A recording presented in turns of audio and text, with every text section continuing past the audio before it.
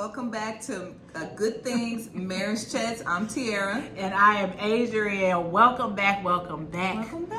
Y'all, we appreciate y'all for coming and hanging out with us today. Before we hop into tonight's topic, housekeeping. Like, comment, subscribe, all other things. Did y'all catch what she said? Like, comment, share, subscribe. All the things. All the things. All of the things. Don't you forget it. We love you. Yes, we do. And we're so appreciative that you guys are here back with us. Yes. If you have not caught up, we are on like episode 13, maybe something like that. So we've had so much good information going out, and we plan to still continue to do that. So please, if you have not yet, please catch up. We want you guys' feedback. We want your input. Anything you want to hear about, chat about, talk about. If you even want to come on the show, come on the show. If you feel like it's something we've been talking about, you're like, you know what? I got something to say. Yeah. I got experience with that. I can talk about that. I've been through that. I've experienced that. We love to hear it. Come on in the room. Come on in the room. Come on in the room. Now that we got that out the way, because we love y'all and want to keep open communication with you, what's today's topic, Twin? Today we are talking about spirituality in marriage. And this could be a touchy subject for some people. Yeah. You know, because you got some people kind of like all over the spectrum where people like, hey, no, if I get married, we need to be equally yoked. Equally yoked means we're both going to church, need to be every Sunday, sitting on a pew. We both need to be this, like all these rules and regulations. Right. And then you have some that are more free-spirited, like, hey, whatever my partner decides to do is what they decide to do. Right. And, you know, we want to talk about, is there a right or a wrong way? Because everybody's different. Everybody's marriage is different. Everybody's level of spirituality is different. Some people are in like church bases or affiliations that may be more traditional or more, what's the word other than transitional? You know, like they got the non-denominations that's a little bit more free or whatever. Yeah. So everybody could be different. So we're gonna. And if you guys hear the clink, clanking, that's Roxanne over here eating her food. She chasing the bowl down the hallway because that's what puppies do. She's so cute while she's doing it. She is, but she's worse though. So let's talk about spirituality in marriage can be a source of growth and health for a couple. It can help couples to feel a sense of union and purpose and even strengthen their connection. Yeah. So while some people may look at it like, what does that really do for me or how's it beneficial? It can indeed help a couple to connect. In general, spirituality is one of those things like having one more thing to be in common that you can build each other with, that you have connection because your values are the same. Right. And it is a part of values, how you're raised. And in a lot of cases, people generally do kind of follow along with how they've been raised. Yeah. But then there's sometimes where people will maybe, depending on the situation, could have been in a way more stricter made to type of situation where now they just want to do totally different from what they did because it was too forced or pushed upon them. Yeah. And there's even a different thought process about that. Some people feel like, oh, well, I don't want to make my children, they should be able to have their own choice. Well, that's to a certain extent. Yeah. You know, I personally believe it still says in the Bible that you raise up the child in the way they should go and they won't depart. Yeah. Now, how they change up, switch up, that's on them. That's their journey. That's what happens when they get older. Maybe they connect with their spouse. Maybe they learn something new. Maybe they want to explore. That's fine. Right. But you still want to give them a foundation. That's with everything. Yeah. You know? So, because you don't want them going out into the world and, you know, they didn't know. Right. You know, they didn't know. They just like, oh, well, this is new. And my mom didn't say yes or no. Like, it's good to have that foundation. Yeah. It's good. It gives you a good footing on where to start. Because I know I was raised in the church, you know, singing youth and young adult choir. Both me and Twee singing a youth choir. We were wonderful. But, we were, raised in church, and, I grew up, I didn't learn about like the whole evenly yoked thing until I got older. Yeah. And then, I was just going off what the pastor was saying. I didn't really like look deep into it. Like, I was just like, no, my husband got to be Christian too. And, and you want to at least have some foundation. So you're not going out there and just kind of feeling around. Yeah.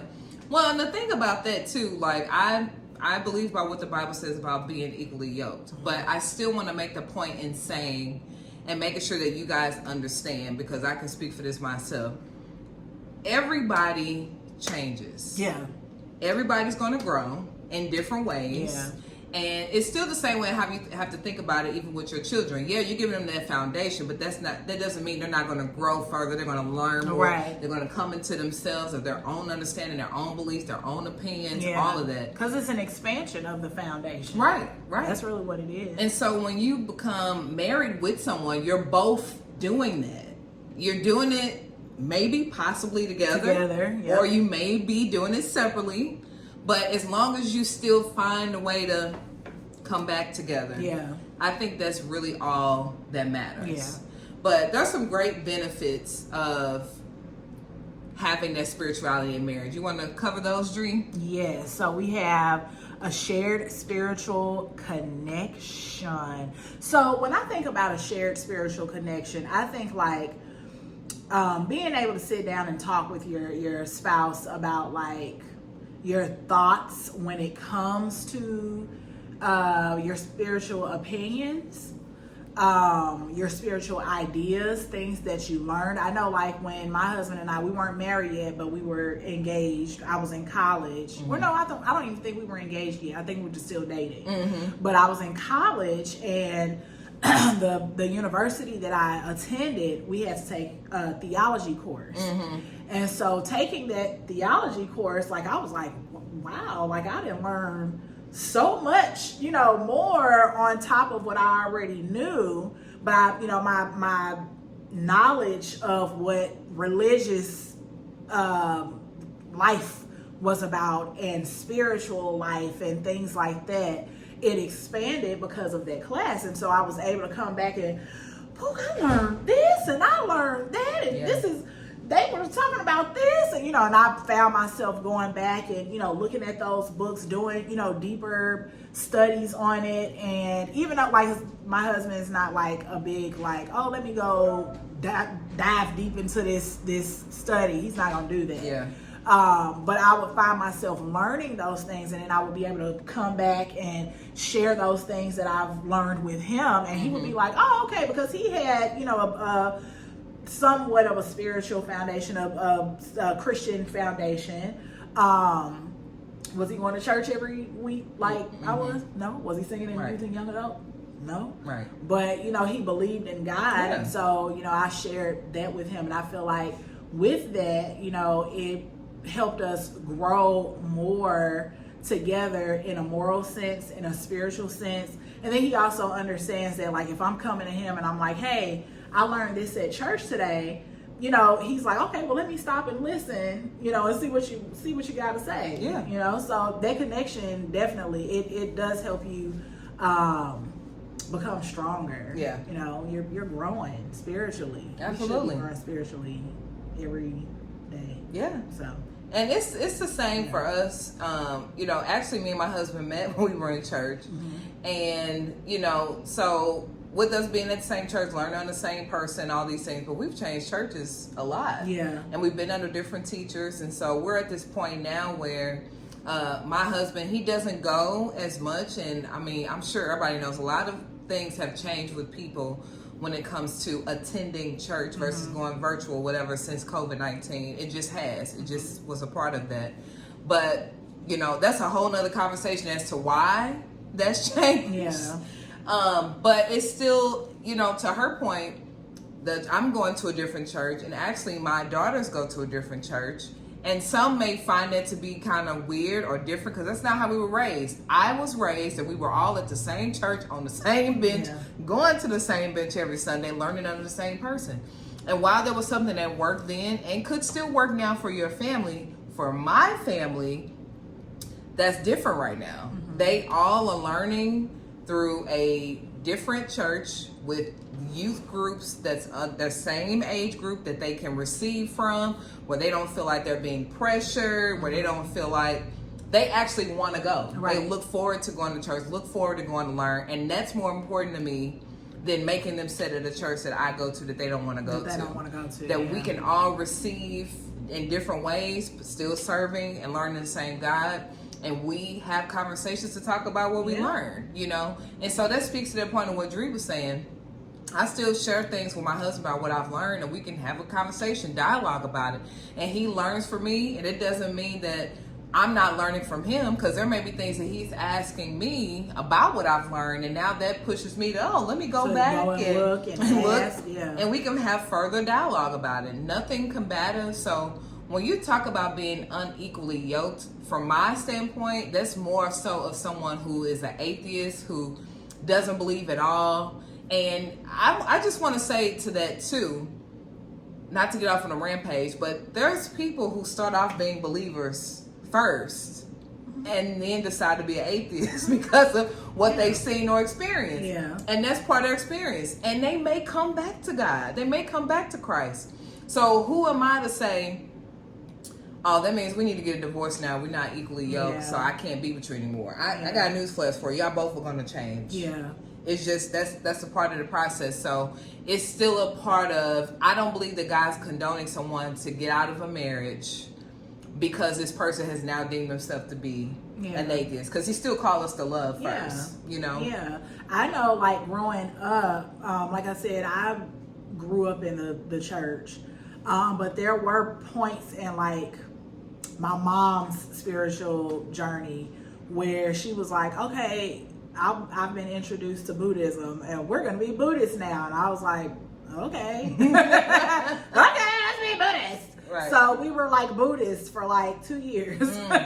And we would go and, you know, we would go to meditation and we would pray, and, you know, we would come home and like we had the altar and we had all the things to be Buddhist. And coming out of that, I feel like just the experience of her being open, it made me be more so open and more like understanding that everyone has their own journey. So, you know, even though we are married and, you know, they say we're, you know, two become one, we're still two different individuals, and we still have individual experiences and life journeys. We're just doing it together. Yep. And so I'm grateful for that experience of my mom just being on her own personal journey, trying to, you know, find things for herself spiritually, something that she probably wasn't getting in, you know, going to, you know, traditional church, you know, but now she's, you know, she found her a church home where she lives now, and her and my steffi, they, you know, go to church and, you know, they do their things together. But I think she needed that to be exposed and understand that people have their own spiritual journey, and it doesn't make it right or wrong. Right. It doesn't make you wrong. It doesn't make me wrong. It doesn't make her wrong. Everyone is on their own spiritual journey, and, you know, however we seek solace, is it solace? However we, you know, are trying to seek their higher power, the creator. However, I think we're all on the same, like we're all reaching for the same thing. It's like all these journeys leading to one. Yeah, but, you know, people call it different things. Yeah. And so I just, you know, I just look at it like, you know, I'm on my journey, and, you know, I wish the best for others that are on their journey as well, because you can only appreciate, you know, what you're doing, what they're like. We're all on our own journey. Yeah. We're trying to get to, you know, higher something. Yeah. So. And everybody has to figure out what that is. Yeah. So another benefit is couples can share spiritual beliefs, which can have a deeper understanding of each other, and also leads to increased attraction, which is spiritual intimacy. So I do want to say, like, even what we're explaining right now, I think it is still very important, especially for the new couples, engaged couples, that you are having the conversation, that you know where this person stands. You know, even talk about, I hate to use this word, but church hurt. Talk about what happened in the past, how you were raised, if you've explored different religions. What's your thought process? Is there a God? Do they believe in the Trinity? You know, do they, expect for you to go to church every Sunday? You know, that's a real conversation. Yeah. Because I remember that even though me and my husband was raised in the same church, going to the same church, we got to a point where we got older on our own, where we wasn't going with our parents. Right. Where I was expecting for him to go to church with me every Sunday, and he wasn't. Right. And it felt like a disappointment. Like, it felt like, but we met at church. Right. But we was going to church every Sunday at first. Yeah. So why you don't want to go every Sunday now? Yeah. And I really took that to heart. Like, started to feel some kind of way, like, oh gosh, what did I do? Right. You know, but there's also times in my life where I didn't want to go. Mm-hmm. And so, God really had to show me, everybody goes through their times, their moments. Sometimes it could be because of grief. It could be because of church hurt. It could be because you're trying to find God on your own, especially when you're going through that in-between time of going with your family all the time. And now you have the decision to go on your own, find your own church. Or maybe where you're going now is not feeding you the way it was. Yeah. You're not learning, you're not growing, and now you need to find somewhere else. What if your spouse wants to stay there? Right. And that, so Cortez and I have had that conversation before, because we've had to do that. So, I went to, I would say my younger years, I went to one church, when my mom and my dad were married, and I stayed a member at that church for a long time. Mm-hmm. But there was a time in between where my family also had their own church, and my cousin was the bishop of the church. He's since passed on, but it's still, our family church. Mm-hmm. And so, we started going, when my parents divorced and my mom remarried, we started going to the family church, and that's where I was baptized at, and I grew more at that church. But then there were times, and I introduced my husband. Cortez started going to the church with me, and so there was a time where I was like, okay, I feel like I'm done here. Yeah. But I wasn't sure. I was but I feel like I'm done. But I'm a people pleaser at heart, and I'm really trying to work on it now. Really am. But I'm a people pleaser, and so I was like, well, I don't want to leave the family church and then the family be mad at me because I left. But then I was like, but I'm literally coming here and I'm getting distracted. I would go and I would hear nothing that the pastor was saying. It was distraction over here. What's over here? Yeah. This is over. I would hear absolutely nothing. So I sat down with Cortez and was like, look, this is how I'm feeling. These are some things that are, going through my thought process. I really don't feel like I'm learning anything anymore. I feel like I've capped out on my learning here. Yeah. And I want to go back full time to the church that I started my younger years and my parents were going to. And so he was like, well, yeah, I'll go to that church with you. Mm-hmm. So we started going back to that church. I'm youth and young adult choir. I'm there every Sunday. I'm going to sing, and I'm leaving, and going to work straight after, and we going together. Came to another point. I feel like I'm getting distracted. I can't hear anything that the pastor is saying. So we've had to go through that, and Cortez throughout each move was very understanding. Not that he didn't think that the pastor, wasn't good, but I think he also understood and took into consideration, well, if she's not learning anything, I don't want her being here.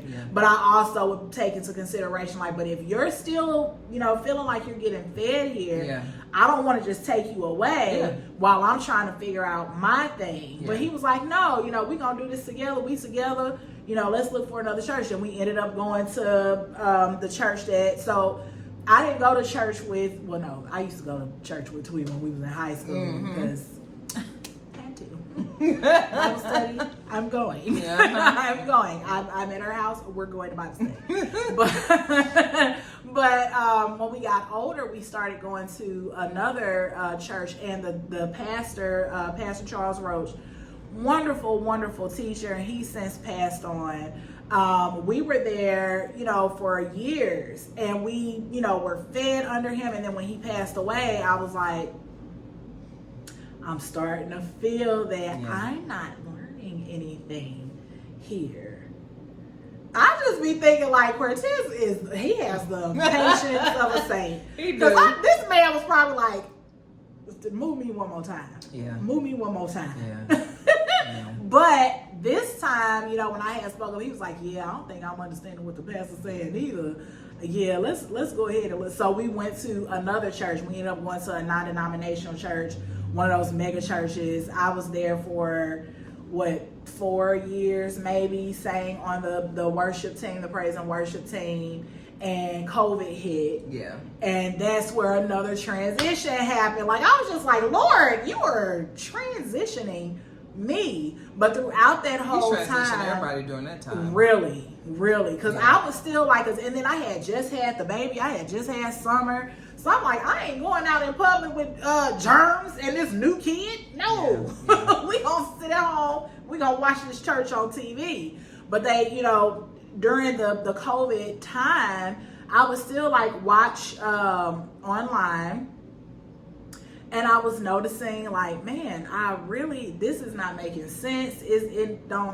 It feel kind of icky. Like it was just, so for I'll say, because when did I start going to, like a year ago or 2 years ago?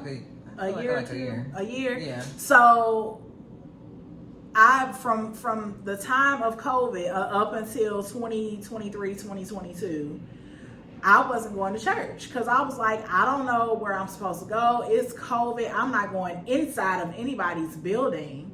And so that's where the crossroad came for me and Cortez as far as going to a church, because, he's kind of like, it's not that he don't believe in God, but he's kind of like, well, I'm trying to figure stuff out too on my own, but he's not like deep into trying to, it's, me that's like, for my family and for me. let me go on and find some kind of spiritual food. Yeah. And so I started attending the church that we go to now, and he's visited like once. And I'm trying to, see if he would be, willing to come again. I'm not gonna force him. Yeah. But I had that conversation with him, and he was like, I like that you're on, you trying to find yourself and you on your spiritual journey, and you helping me understand and learn. I like that. I was like, I appreciate that. Yeah. I said, I'm not gonna force you into coming to where I'm coming. Yeah. The door is open if you want to come visit. Yeah. So girl, I done went on a whole tangent. But the whole point was, there are going to be times where, your spouse might be like, nah, I don't think that's for me, or I don't think that church is for me, or I think I want to stay here. It's because it's their journey. Yeah. It's their journey. And if they're still continuing to be fed where they are, and they're satisfied with where they are, it's no need for them to move. Yeah. And you stay there and be like, I ain't hear absolutely nothing. Yeah. You know what I'm saying? Yeah. So, that's my story, and I'm sticking to it. Well, and two things Dree said that made me think about, I want to touch on. One, I've been in that place before where... I got itchy ears. Oh, okay. I've been at that place before where I was at a church where I was serving. I was doing this, rehearsal, Bible study, this. And it was so much. And so I just want to stick in here. I didn't have this as a bullet note, but I think it's important to make sure that you're regularly analyzing, if you are someone that serves in the church, to make sure you're not spending too much time at the church, in the church. Like, there's a such thing as serving. We all have gifts. There's things that we do. We're going to learn all of that. But you need to make sure that, and this could be from both or both. This will be for both of them at the same time or one individually. Because I know it's probably even tougher when you are family of the pastor, the bishop, the first lady, and all of that. where y'all are constantly doing this, pouring this, go see such and such. And that can really weigh heavy on your marriage. Yeah. It can. So there needs to be a balance no matter what. Yeah. Second point I want to make, she was kind of talking about, kind of leads to this next benefit that says this can allow couples to connect at soul-to-soul level and help them to share their spiritual selves and find reciprocation. Mm-hmm. And to me, that's speaking to saying, like, he's validating you and what you're doing and how you're learning, and that helps to draw your spouse, especially if they're going through a tough time and they're trying to learn and understand and know God for themselves. Yep. That it doesn't do any good for you to beat up on them, make them feel bad, pressure them or whatever. Because there was times where I was making my husband feel bad for not going because I couldn't get past us all sitting there on the front bench. Right. But God had to show me later, like, he's mine too, just like you. He's got to learn on his own. Our relationship, we got one too. I love him just the same. I pour him just the same. You can continue to pray for him where he's at. Y'all can pray together. Y'all can still have discussions. It may not just be what it is right now, you know? So as long as I'm not worried about, you know, his soul, because there's some other people like, oh no, that means he going to hell, you know. Someone not going to church does not mean they're going to hell, and we really need to get out of that pattern of condemning people to go to hell. But that's a whole nother conversation. Anywho, the next benefit is having regular experiences together. Find ways to connect. You know, even if you're not going to church, maybe you just have, like we've been talking about, a discussion, read scriptures together. Even if you're just praying together or if you meditate together, like, there's different things you can do besides going to church every Sunday together. Yeah. Couples can strengthen their spiritual connection by sharing regular experiences, praying, reading scripture, attending church services, and allows them to be on the same page regarding raising children and their values, because you're getting into the depths of those conversations and what the word says in regards to the family, the husband, the wife, the children, things like that. So it is important to have those conversations. Yeah. So some other examples of how you can connect in a spiritual way is just making sure that you guys are serving one another. If you can attend the same church or even certain events together, do that. And we kind of visit different ones.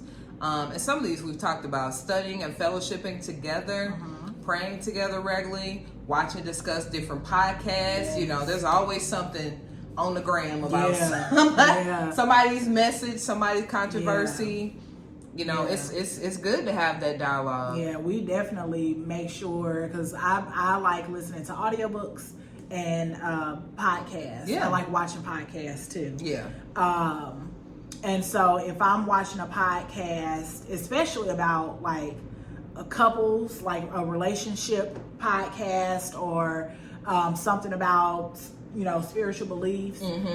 You know, I'm sending it to Cortez like, look at this, look and see what this, and we could discuss later on. And, you know, he might not get through all of it, but he'll get through a part. And then even that little part, that little chunk, you know, it's a lot. Spirituality and just, you know, soul seeking, all those things. One little topic could be it could like just expand into such a large discussion, a large conversation that, you know, gives you something to talk about for hours. Yeah. Because it's so much, you know. So doing those podcasts is definitely helpful. Yeah, I send Cornell videos and stuff all the time. He sends me stuff so we can talk about it. Yeah.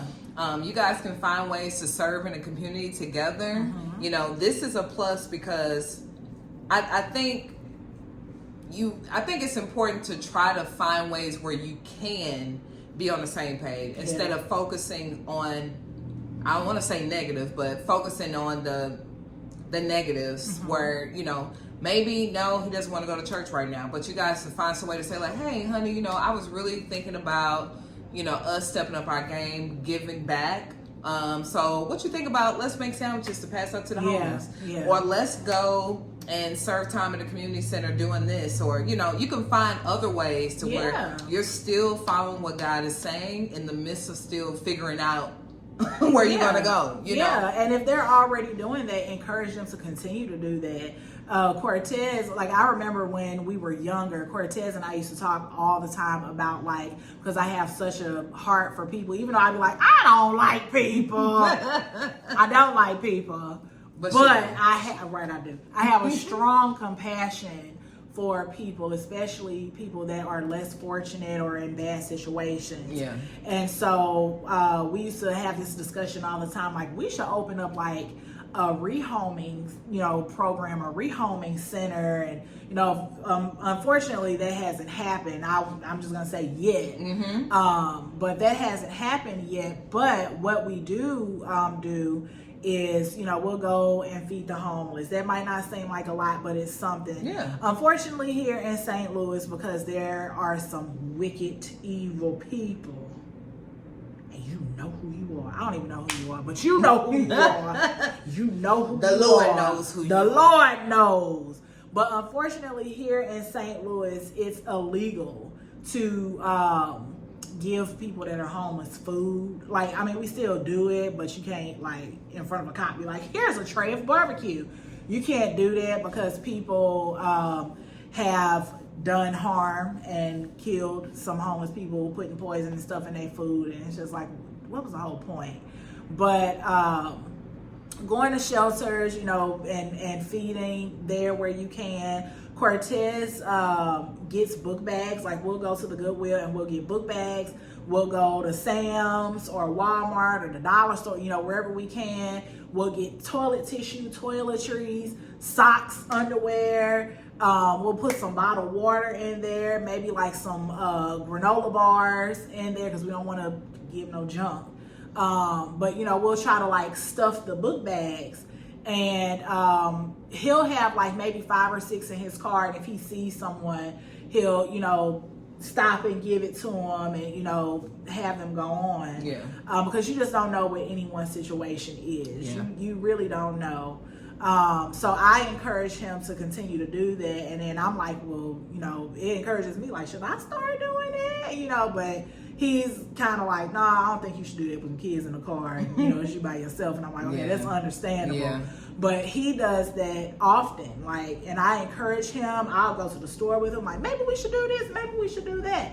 But that's a way of us serving others, doing something and taking care of God's people. That's a way of us doing that together. Yeah. Yeah. So I continue to encourage him to do it because I think it's a beautiful thing. Yeah. I really do. Yeah. And that kind of makes me think about, I think it's just as important because when you really think about it, that two becoming one is a process. Yeah. It takes a minute. Like, it's not as soon as you all join together, Y'all tie the rope, tie the knot, jump the broom, whatever you want to call it. You don't become one instantly. Yep. It takes time. And so you still have to do the work separately. Yeah. Praying, meditating, any of that separately, constantly praying and cover your spouse. Yeah. Like, when I was thinking about that, I was thinking about the War Room movie. Oh, yeah. Good movie. And how Priscilla Shirer was like, she had every reason to leave that man. Yeah. Because he was cheating on her. She knew he was cheating on her. She had evidence that he was cheating on her. Yeah. And he was mean to her. Wasn't paying attention to their daughter for real, wasn't involved, always found a reason to be gone, just like all these things. But that woman, once she wised up and learned from the lady about what she needed to do, then she took those concerns to God. Yeah. And she prayed about it on a regular basis until she seen the change. And that means having faith. Yeah. So if you do have concerns about your spouse, then there's nothing wrong with you praying and asking God to help you, aid you, plant the seed, or for someone else to plant the seed. Yeah. Like, God knows what's best for every individual, what's going to work for them. So don't let anybody discourage you. Don't discourage yourself or talk yourself out of getting out of a marriage because you have spiritual differences now, or whatever the case. Like, still talk to God about that, be in prayer about that, and watch God do what he's going to do. Now, I'm not going to say that doesn't mean something can't happen where you still have to sever, but I'm just telling you the roadmap that if you're trying to save your marriage, if you want to, and this person actually wants to, because there is a scripture in there about not leaving if this person, even if they're unequally yoked, if they don't want to leave, then don't leave. Yeah. So it's saying like it's different if the person is unequally yoked or they're doing things and they're actually wanting to leave, you know, and mistreating you, trying to get a divorce or whatever. That's one thing, but if they actually want to stay with you and they're okay with being around you and knowing what you do and praying and meditating, studying the word or whatever, then stick with them. Yeah, it's gonna be a little tough. It might be a little hard because you want what you want for them. But at the end of the day, it's still their journey. Like Adrian said, you guys just have two journeys. Yeah. But you're just slowly meshing them together. Sometime to go like this, you know. But ultimately, God is a connector. That's the reason why people do things like the whole tie the knot thing or whatever. But you know, God can make things well. Yeah. And so I want to talk about too why it's important for a couple to be connected to God. And I understand that that's not everybody's journey. So, you know, it's not like we're telling everybody you have to be, but we're both believers ourselves. Mm-hmm. And so, you know, we have to share with you that marriage is a reflection of Christ, and God is love. So if God is love and marriage is love combined, then that means that it would be more beneficial, helpful, long lasting, better connection, better intimacy, all that thing if he is in the middle. Mm-hmm. And I can't say that all of us are going to be the best at making sure we keep him in the middle at all times. We all struggle with that. Yeah. But as long as you're both pursuing that, that's all that matters. Mm-hmm. Spiritual love reflects in our kindness and compassion, meaning there's no feeling of anger, hate, revenge, jealousy, but because we realize that we are not the body, mind, and the ego. We are a divine soul. Mm-hmm. And so, you know, ultimately our soul is deriving straight from God. And I could go on the whole spiel about that. But ultimately we are soul, we are spiritual beings. So we can't be so focused on what happens here in the natural. And that's how Priscilla Shire was able to get to this point of, okay, no matter what I see, I'm going to pray and I'm going to look past what I see. Uh-huh. And everybody can't do that. No. Everybody can't do that. Especially in situations like that. Because let me tell you, divorce, a divorcee, please. Yeah, that was a lot. Uh-huh. It was a lot. Mm-hmm. That was a lot. Yeah. I don't know. Yeah. I'm patient, and I have mercy, but she was doing multiple things. Yeah. And still was being a great wife, serving, cooking, cleaning, all this stuff, all the things. While she knew he was being ratchet. Uh-huh. Y'all remember that was a movie. In real life situation, circumstances, divorce. That's what we gonna be doing that. We gonna be doing that. That's the move right there. Because you ain't about to play with me. Right. About to. So, and you know, like we talked about before, you still don't want to let others define what your marriage should look like for you. Like there's certain principles and structure that God gives us, you know, like when it comes to things about love and how to love and the roles of the wife, the husband, which that can be misconstrued sometimes too. So there still is principles and structures, but that doesn't mean it looks the same for everybody. Right. Everybody, I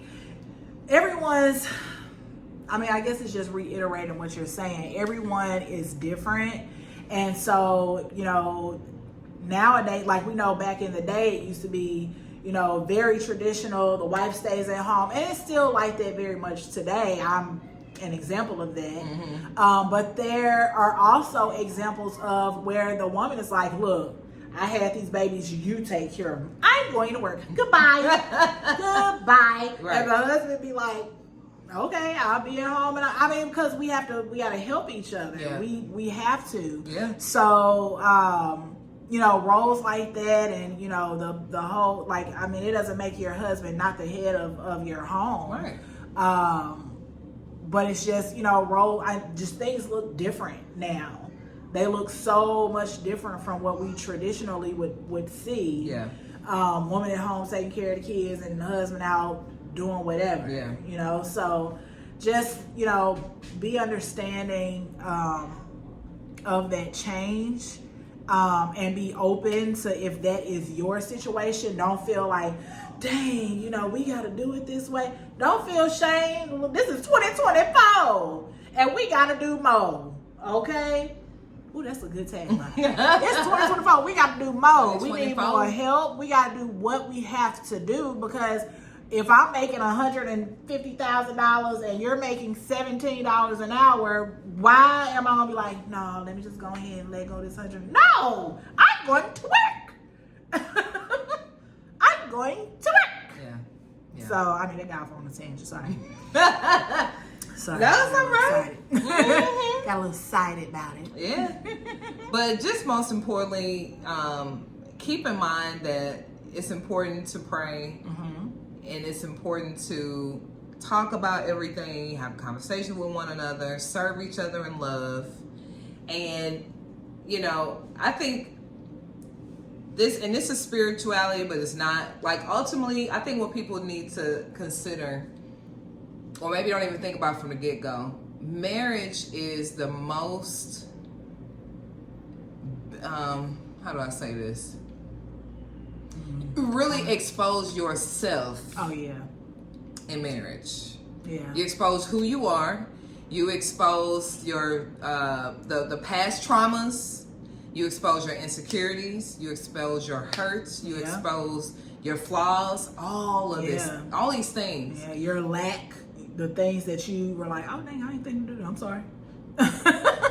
So if you come in with that understanding of knowing that my partner's going to see the worst of me, my partner's going to see the things I haven't yet healed from, still need to be healed from, then you have to understand that that can also be affected by your spirituality, your religion, whatever you call it. All those things can change. Yeah. All those things matter. You know, I've had a conversation with a friend before where, you know, she made it very clear that I'm not marrying anybody unless they this. You know, they got to be a man of God. They got to be this. And I said, well, that's a great goal. It's a great thing to pursue. You can certainly tell the Lord that and pray about it and pray that's who you get. And there's nothing wrong with that. Yeah. But I want to make sure you understand, don't think or expect for 1 second that man of God that you walk into that marriage with, not going to have a point in his life where he's questioning things, questioning God, questioning where he was raised on because of any like I said, hardships, grief, like, I mean, it could be all, any of those things come up. You all, I'm sure, can relate to this. All it takes is one major thing and you're mad at God. Yeah. You're questioning him. Well, why did you let this, or how could this happen, or whatever. It doesn't take much. You know, we find a way to blame God or ask him why he allowed something to happen. When the end of the day, life happens. Like, everything that happens is part of our journey. It's not because he just said, hey, I want this to happen to you. No, that journey was set. There's certain things that you have to learn, experience on your own, grow from, and everything that happened that's, like we talked about in a sexual trauma week, everything that's planned to happen is for a reason. Some of it don't feel good. No.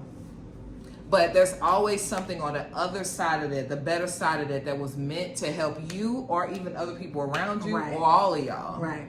And that's not saying that we don't have compassion for those that have experienced those type of things.